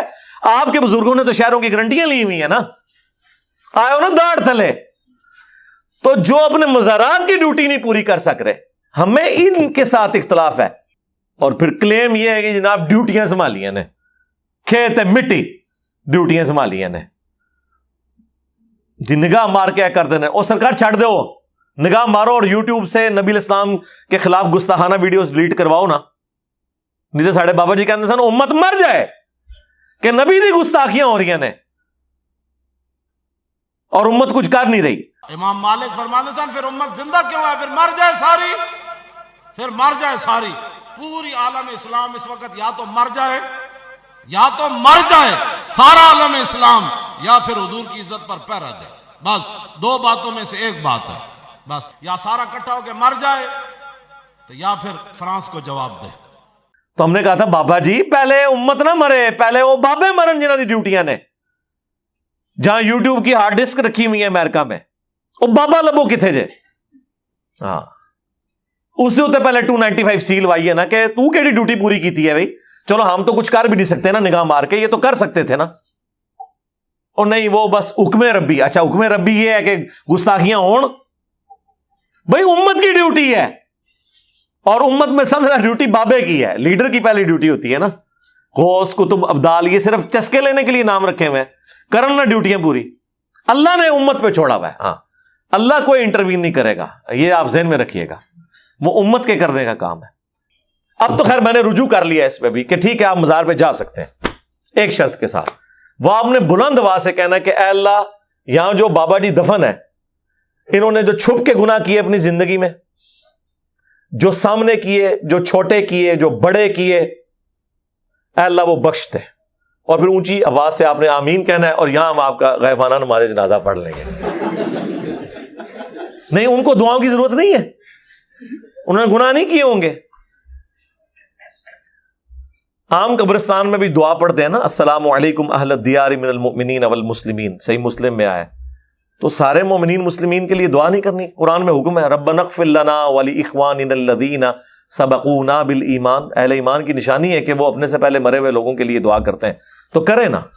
اگر میرے بھائی آپ اپنے رشتہ داروں کے لیے دعا کرتے ہیں کہ اللہ تعالیٰ ان کے اگلے پچھلے گناہ معاف کرے, تو بابوں کے لیے نہیں کر سکتے کہ اللہ ان کے اگلے پچھلے چھپ کے کیے ہوئے, سامنے کیے ہوئے, چھوٹے کیے ہوئے, بڑے کیے ہوئے گناہ بخش دے. اللہ ان کی قبر میں کیڑے نہ پڑے, ہاں اللہ انہیں ہتھوڑا نہ پڑے. اس میں کون سی گستاخی والی بات ہے؟ آپ میری زندگی میں میرے لیے دعا کریں, میری قبر پہ کریں, میں تو خوش ہوں گا. ہماری کون سی چیز ٹیک پہ لگی ہوئی ہے؟ ہمیں تو مسلمانوں کی دعاؤں کا حصہ چاہیے. تو ہم ان مزارات کی مخالفت کرتے ہیں. اور نبی الاسلام کو اپنے والے سے اتنی ٹینشن تھی کہ بخاری اور مسلم دونوں میں حدیث ہے, اما عائشہ کہتی ہیں کہ جس مرض میں حضور کی وفات ہوئی ہے, جب آپ پہ گھبراہٹ ہوتی تھی تو آپ اپنے چہرے اقدس سے چادر کو ہٹاتے تھے, پاس پانی کا ایک پیالہ تھا, اپنے چہرے کے اوپر وہ پانی ملتے تھے بخار کی شدت کو کم کرنے کے لیے, اور ساتھ ساتھ فرماتے تھے لعن اللہ الیہود والنصارى, اللہ کی لعنت ہو یہود و نصارہ پہ, اتخذوا قبور انبیاءہم مساجدہ, انہوں نے نبیوں کی قبروں کو سجدہ گاہ بنا لیا تھا. اور اس کے ساتھ اما عائشہ کے الفاظ ہیں بخاری مسلم میں کہ اگر ہمیں یہ ڈر نہ ہوتا کہ لوگ قبر رسول پہ سجدے شروع کر دیں گے تو ہم قبر رسول کو اوپن چھوڑ دیتے. یعنی ویسے تو حجرے کے اندر تھی نا, تو حجرے کی دیوار بھی گرا دیتے کہ جب کوئی آئے اجازت لینے کی بھی ضرورت نہیں ہے, حاضری دے. لیکن ہمیں ڈر تھا کیونکہ نبی الاسلام ہمیں ڈرا رہے تھے. اما عائشہ کو ڈر تھا, ان کا ڈر ختم ہو گیا. یہ ہوتے تو کہتے ہیں اما عائشہ سے کہ بھئی وہ تو شرک تو ختم ہو چکا ہے. اس پہ میں نے تفصیلی ویڈیو ریکارڈ کرائی ہے, مجھے اپنے بعد تم سے شرک کا خوف نہیں, آپ دیکھ لیں, میں نے ان کی طبیعت صاف کی ہے, انہوں نے جو دھوکہ دیا امت کو. صحیح بخاری میں حدیث ہے, دیکھنا میری شان کو اس طرح بلند نہ کرنا جس طرح نصارہ نے اپنے پیغمبر کو بڑھا دیا. میں اللہ کا بندہ اور اس کا رسول ہوں, مجھے اللہ کا بندہ اور اس کا رسول کہنا. تو نبی الاسلام کو ٹینشن تو تھی اس چیز کی کہ یہ کام نہ ڈال جائے. مسند احمد میں حدیث ہے, مشکات میں موجود ہے, نبی الاسلام دعا کرتے تھے اللہم لا تجعل قبری وثنا یعبد, اے اللہ میری قبر کو وہ بت نہ بننے دینا کہ جس کی لوگ پوجا کریں. بت کا لفظ قبر مبارک کے لیے استعمال کیا. جس کی بھی پرستش ہوگی وہ بت ہے, اس میں اس کا کوئی قصور نہیں. جس طرح عیسیٰ ابن مریم کا تو کوئی قصور نہیں ہے, لیکن جب ہم ڈسکس کرتے ہیں تو اس حوالے سے تو چیزیں تو ڈسکس ہوں گی. پھر بخاری اور مسلم دونوں میں حدیث ہے، نبی الاسلام کی بیماری کے دن چل رہے تھے. اما عائشہ کہتی ہیں کہ حضور کی 2 بیویاں آپ کے پاس بیٹھی ہوئی، ام سلمہ اور ام حبیبہ، جو ہجرت حبشہ میں شامل تھی. انہوں نے نبی الاسلام کے سامنے آپس میں گفتگو کرتے ہوئے کہا کہ جب ہم لوگ حبشہ گئے تھے، ہم نے ماریا نام کا ایک گرجا وہاں دیکھا تھا اور وہاں پہ تصویریں لٹکی ہوئی تھی. تو حضور اس تکلیف میں بھی اتنے اٹینٹو ہوئے. آپ نے فرمایا یہی تو ان کی خرابی تھی، جب ان میں سے کوئی شخص جو نیک ہوتا تھا فوت ہو جاتا تھا، اس کی قبر کے اوپر وہ تصویریں اس کی لٹکا دیتے تھے، پھر وہاں پہ سجدے شروع کر دیتے تھے. قیامت کے دن یہ لوگ بدترین مخلوق بنا کر اٹھائے جائیں گے جو نیک بندوں کی قبروں کے اوپر سجدے کرتے تھے اور تصویریں لٹکاتے تھے. مسلم شریف میں حدیث ہے، جندب رضی اللہ تعالیٰ عنہ کہتے ہیں کہ نبی علیہ السلام نے اپنی وفات سے 5 دن پہلے ہمیں فرمایا کہ دیکھنا خبردار، اگلے لوگوں میں سے اگر کوئی نبی یا نیک بندہ فوت ہو جاتا تھا تو اس کی قبر پہ وہ سجدے شروع کر دیتے تھے، اسے مسجد بنا لیتے تھے. تم نے یہ کام میرے ساتھ نہیں کرنا. نبی علیہ السلام تو اتنی اس حوالے سے امت کو آگاہی دیں، اور امت جو ہے وہ مطلب یہاں مزاروں کو لے کے بیٹھی ہوئی ہے اور پورا دین اس کے اندر گھساڑا ہوا ہے. اللہ سے ڈر جائیں، اور اگر کسی کے دماغ میں کوئی فطور ہے تو وہ نکال دے. میرے بھائی یہ بڑا سینسٹیو ایشو ہے. لوگ بات تو کر دیتے ہیں کہ جناب یہ لوگ مزاروں کے خلاف بولتے ہیں، بھائی ہمارا کیا لینا دینا ان کے ساتھ؟ ٹھیک ہے، آپ لوگوں نے خود جہنم کے لیے کوئی راستہ اختیار کرنا تو آپ کریں، لیکن ہم آپ کو اس شخص کی تعلیمات بتا رہے ہیں جس کی قبر مدینے میں ہے صلی اللہ علیہ وآلہ وسلم، اور یہ آپ کو اپنے اپنے بابوں کی تعلیمات سکھا رہے ہیں. انہوں نے آواز لگائی مکہ مدینے کی، لیکن سواریاں اتاری بریلی میں، دیوبند میں، اجمیر میں، بغداد میں. کتنا بڑا دھوکہ دیا انہوں نے.